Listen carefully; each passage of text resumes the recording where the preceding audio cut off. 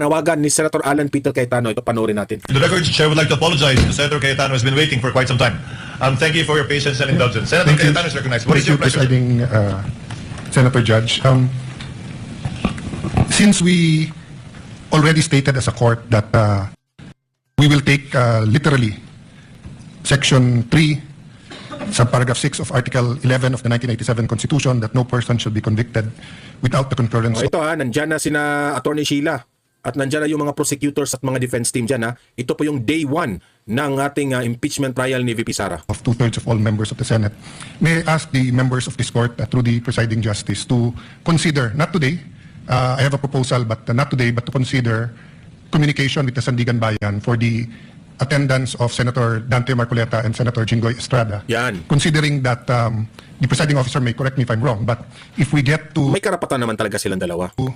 Section 21, as discussed a while ago by the defense, the prosecution and defense, and we do not know what will happen. Their case may be dismissed. They can be out on bail. So we want them to be able to participate and observe the witnesses as senator judges here. I do know that Senator Jinggoy is under suspension, but there's an argument to be made that the impeachment court is sui generis. In ordinary committee hearings, we do coordinate with courts to ask that persons under their custody be delivered to the Senate or the House of Representatives under certain conditions. So I'd like to formally ask, Mr. President, that this court consider that. I will submit whether you'd rather have a caucus or a in-camera discussion, or if you want us all to submit our legal opinion. I wouldn't also mind the prosecution and defense weighing in. But considering that if they do not attend and they are here, sorry, Mr. President, considering that if they do not attend at all and cannot vote, their vote will be equal to a acquittal. And as we said from the start, we want a fair and we want justice, we want a fair impeachment trial. Sinabi ng prosecution na sana tignan yung ebidensya, pakinggan mga witnesses. So kahit gawin to ni Senator Marcoleta at kahit gawin to ni Senator Jinggoy, and of course this is my personal opinion that may politika sa pagpapakulong sa kanila. That's my personal At yan rin ang pananaw ng taong bayan, yung pananaw mo, Senator Cayetano. view. Allowing them to attend here might add to the integrity of the proceeding and actually make things easier when the time comes to render a verdict. So may I submit that to the court and to our colleagues for discussion at the proper time, Mr. President. The Chair notes the comments and requests of Senator Judge Cayetano and will consult the Senator Judges regarding this matter and shall coordinate with his office with respect to his requests pertaining to Senators Jinggoy Estrada and Senator Marcoleta, including whether or not we will enlist the comment and position of the parties to this case. So ordered. Senator Tulfo, what is the pleasure of Senator Judge Tulfo? Yan, ito si Senator Tulfo, parang sumang-ayon siya kay Senator Alan Peter Cayetano. Rafi?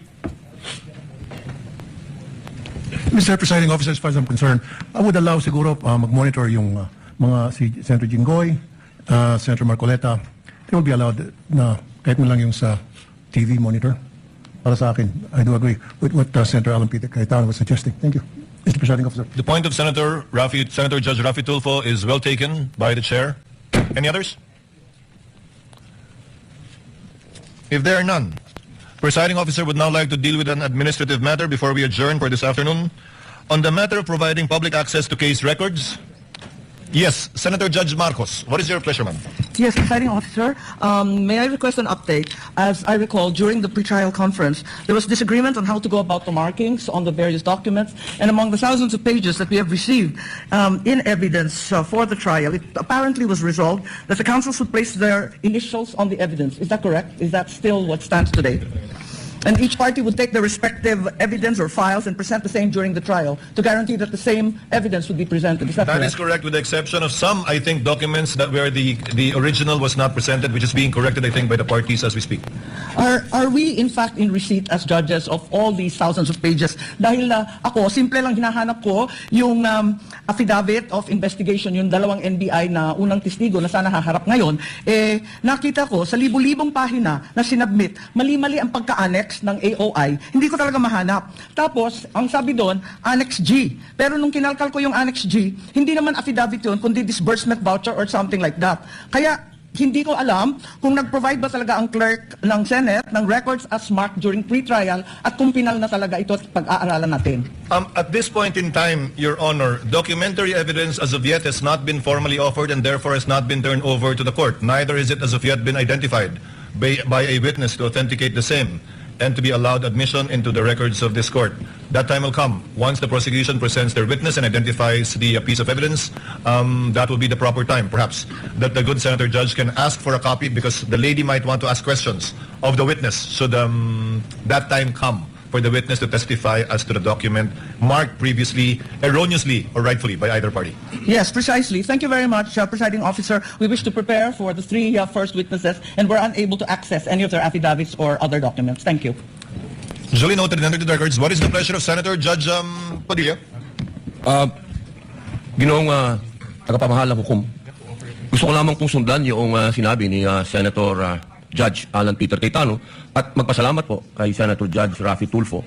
Gusto ko lamang pong linawin na ang hinihingi po namin kung hindi man makapag-participate dahil sinasabi nga po ay ipinagbabawal silang makapag-participate at bumoto si Senator Jinggoy Estrada at Senator Judge Marcoleta. Ang hinihingi po namin ay makapunta po sila dito bilang observer. Hindi lang po basta monitor. Yun lamang po. Maraming salamat. Noted at the proper time we shall discuss this matter and settle it as a court or in caucus. There being no other Senator Judge who wishes to make a manifestation, comment, and or motion, Chair would now like to dispose of an administrative matter. Consistent with Article 2, Section 28 of the Constitution on the policy of public disclosure in matters involving public interest and to give life to the directive under the rules to open the impeachment proceedings to the public. Yan. Kinabutay tayo. Forward. Yan, forward. This note, firstly, we'd like to second and congratulate this move of the impeachment court to make all of the evidence available to the public. May we know in how many days will the clerk of court make this evidence available to the public, Mr. President? They've started, but they have not completed it yet. As Senator Judge Marco said, the documents are voluminous. I think it covers until 9Q, if I'm not mistaken, initially, when it was marked. About more than 10,000 documents. Mr. President, of course, in the same way, if this is made available to the public 6 months from now or 1 year from now, that defeats the purpose of having this made public. No, that will not happen. Yes, may we get a commitment from the clerk of court as to the delay by which presented evidence is made public, Mr. President? No.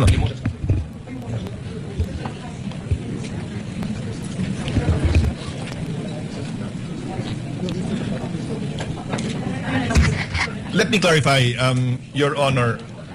I believe the articles of impeachment as well as its annexes have been uploaded. The answer as well as its annexes have been uploaded. And most of the exhibits that were marked, not all, are annexes of either the impeachment complaint and or the answer.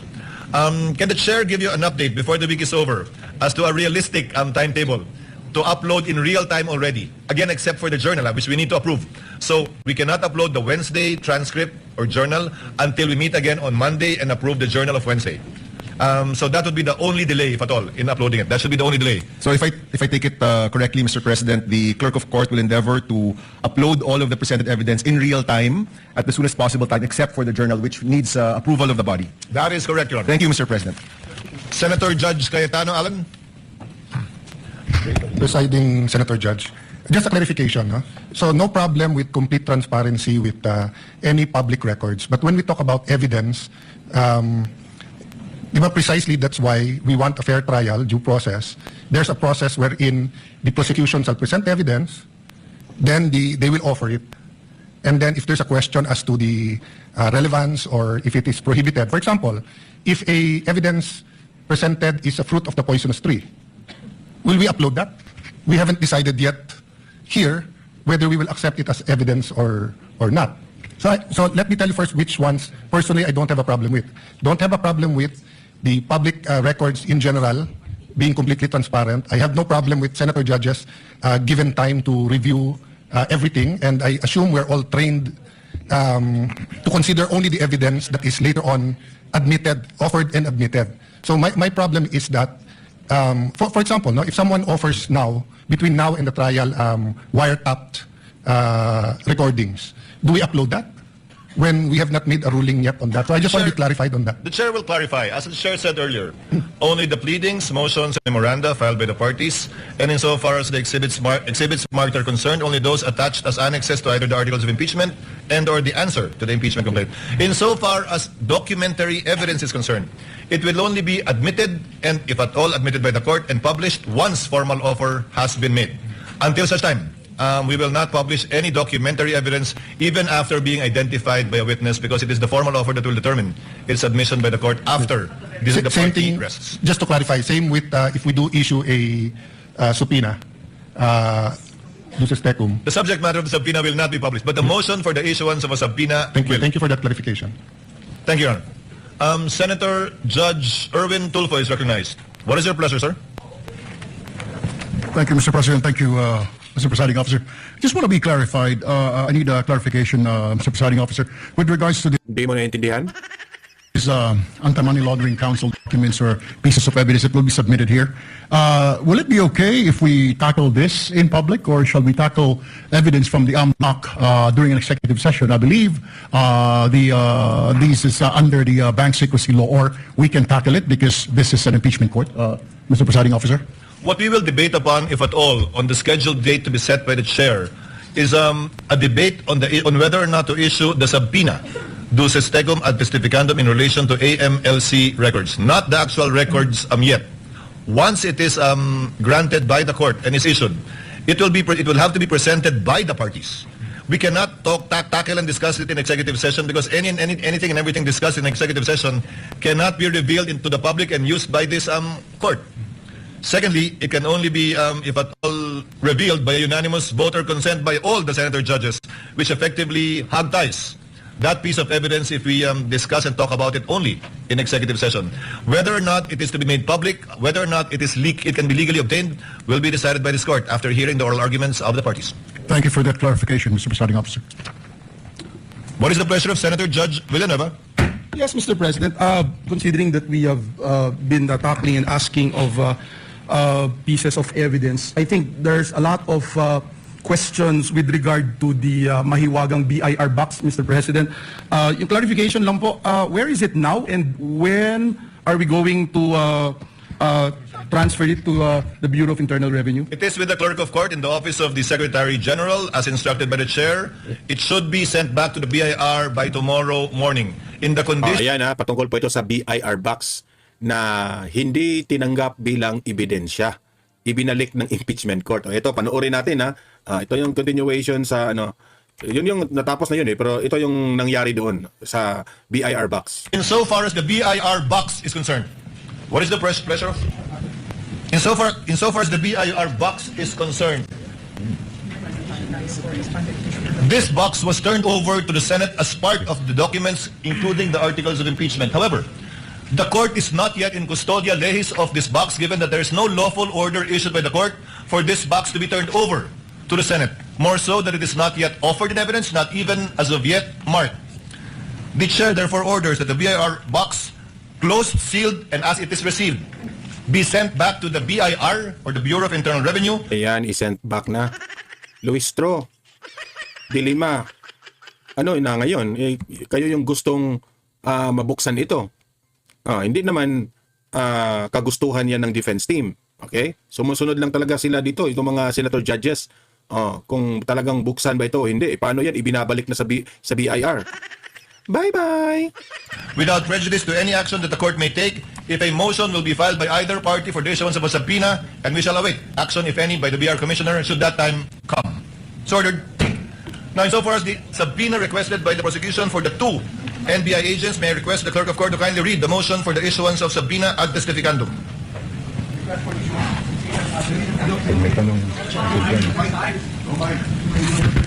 The prosecution, to the undersigned public prosecutors, respectfully requests the issuance of subpoenas ad testificandum, directing the following witnesses to appear and testify before the Honorable Impeachment Court on July 6, July 7, and July 8, 2026 at 2 p.m. As their testimonies are material, relevant, and necessary to establish the allegations under Article 4 of the Articles of Impeachment, as well as matters necessarily incidental thereto, and for purposes of the identification and authentication of other evidence before the Impeachment Court. Number 1, Attorney Jeremy C. Lotok, Regional Director, National Bureau of Investigation. Number 2, Ayan, magpapakita si Attorney Sheila dyan mamaya. Tingnan ninyo. John Mark Calilong, Senior Agent, National Bureau of Investigation. Respectfully submitted, Quezon City for Pasay City, July 1, 2026. We are not in receipt of any reservation or objection on the part of the respondent, counsel for respondent rather. However, Chair would like to ask the prosecutors, do you only request for a subpoena ad testificandum or a subpoena duces tecum as well? If I understand the record, Your Honor, please, it is a subpoena both for ad testificandum and duces tecum.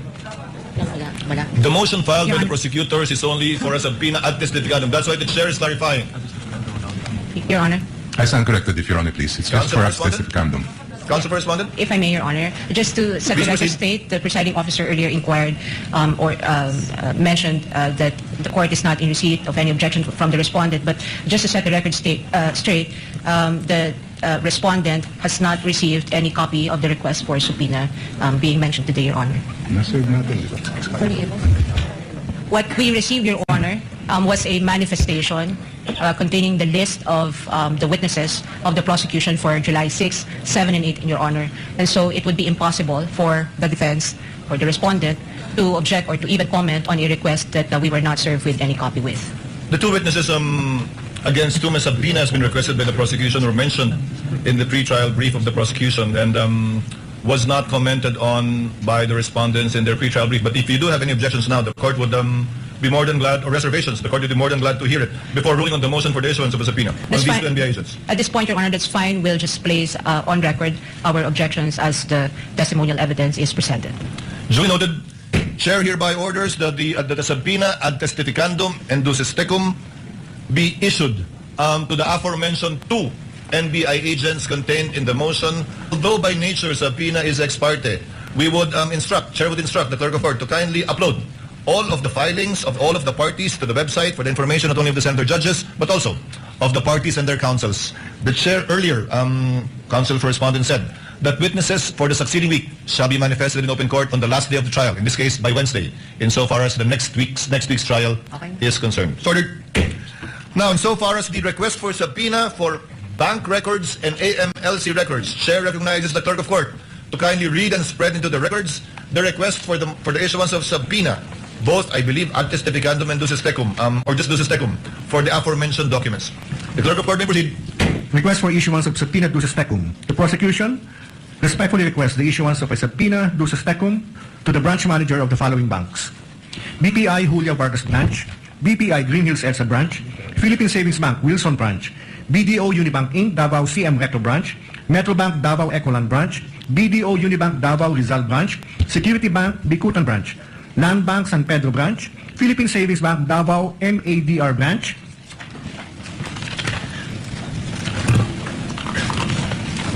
requiring him or her or his or her authorized representative to submit to the clerk of the impeachment court on or before 24 June 2026 at 9 a.m. the certified true copies of all records, documents, books, papers, electronic data, communications, and information in the possession, custody, or control of the bank relating to any account, deposit, investment, trust, loan, safety deposit, or other financial transactions maintained, opened, closed, controlled, beneficially owned, or jointly held by Sara Z. Duterte and or Manasseh R. Carpio, whether individually, jointly with each other, jointly with any other person, or through any authorized representative, nominee, attorney-in-fact, or signatory for the period January 1, 2007 to December 31, 2025, including but not limited to: number 1, records identifying account numbers, account types, know your customer documents such as but not limited to customer information forms and signature cards. Number 2, monthly bank statements, average daily balances for per calendar year, year-end balances from January 1, 2007 to December 31, 2025. Number 3, all account and transaction records, ledgers, and journals and similar instruments from January 1, 2007 to December 31, 2025. And number 4, all other relevant bank documents. Request for subpoena duces tecum to the Anti-Money Laundering Council, to Honorable Eli M. Remolona Jr., Chairman, AMLC, to Attorney Ronel U. Benaventura, Executive Director, AMLC, requiring him or her or his or her authorized representative to submit to the clerk of the impeachment court on or before 24 June 2026 at 9 a.m. original or certified true copies of the following: number 1, all reports of covert transactions and suspicious transactions filed by banks and all other financial institutions and covert persons required to submit covert transaction reports and suspicious transaction reports to the AMLC involving Sara Duterte Carpio and or Manasseh R. Carpio covering the period of 2006 to 2025. Number 2, any and all investigation reports or related reports or documents prepared by the AMLC, reported covert transactions or suspicious transactions. Number 3, electronic copies including Microsoft Excel files, database extracts, or machine-readable formats of AMLC, CTRs, and STRs for the period 2007 to 2025 involving Sara Duterte Carpio and or Manasseh R. Carpio, respectfully submitted, Quezon City for Pasay City, June 18, 2026. Your Honor, may I comment? If Your Honor, please, before the defense makes a comment, just to obviate the proceedings and to facilitate the hearing today, if I may. The First, chair has not recognized anyone yet. may I be recognized, Your Honor?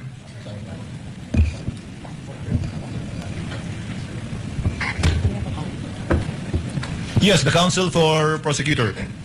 If Your Honor, please. The subpoena request that was just read by the clerk of court pertains to a request that the prosecution filed in early June, which had where we had requested that the documents specified be brought to the Honorable Court on June 24. Since that date has passed and no subpoena has been issued, we had refiled just this afternoon a subpoena reiterating the same requests, and in the interest of justice and to allow the defense to comment or if they want object to the request that we filed this afternoon. Perhaps if I may suggest, if Your Honor, please, that we provide the copy to the defense, give them a period of time to submit their opposition or objection, and as well the same period of time to the prosecution to reply before the Honorable Court rules on this Counsel, request.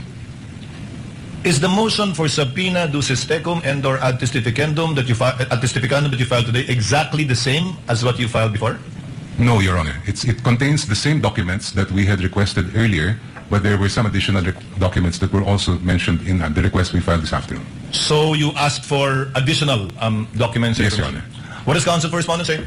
Your Honor, before I give my comment on the request for subpoena, I thank the good counsel for offering to provide us a copy of the request for subpoena, but we would also ask that we be provided with the June 2026 copies of the request for subpoena as well as the new one that the counsel mentioned today. But just for the record, it would seem to me that the request for subpoena covers documents involving years from 2006 up to 2025. And again, just for the record, this would seem to violate the Duterte versus HOR ruling, which very clearly states that the impeachment must be only for those acts or omissions within the impeachable years and terms and office of the official. But nonetheless, Your Honor, just so we're able to fully ventilate whatever objections or comments that we may have on this request, and considering that for today and in the disclosure made by the prosecution, they will begin with Article 4, and all these documents seem to pertain to Article 2, then we will ask for 10 days to file our comment on this request for subpoena, Your Honor. From today, Your Chair Honor. hereby directs that all motions for the issuance of subpoena ad testificandum, subpoena ducis tecum filed by either parties be furnished to opposing party and or counsel before filing it before this court in order to provide full disclosure and fairness. But instead of 5 days, counsel, Chair is giving both parties 5 days to submit their respective memoranda and or position insofar as it is concerned. We will afford the parties time to argue their position before the court so that the senator judges can hear your position in addition to your extended written memoranda insofar as this crucial issue of issuance of a subpoena ducis tecum ad testificandum on certain bank records and AMLC records, which the chair will schedule, giving ample notice to the parties in due time. Is that okay with both sides? Just for clarity, Your Honor. Yes, counsel for respondent. May I ask that the period, if the period for the parties to submit, or the respondent to submit its comment, her comment on the request for a subpoena would be 5 days from today, Your Honor?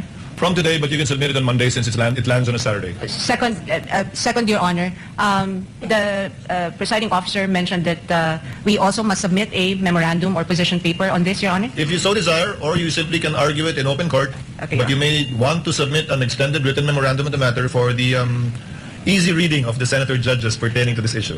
Last Insofar as the BIR box is concerned. Ayan, no, natapos na, no? So, yan. Sina Luistro at Dilima, talagang malulungkot sila dito sa pagsauli ng BIR box na ito na hindi ito gagamitin at hindi ito tinatanggap bilang ebidensya dito sa impeachment trial ni VP Sara. Ayan, di ba? At sana naman ay ito si Senator Marcoleta, Senator Jinggoy ay makapag-participate dito sa impeachment trial at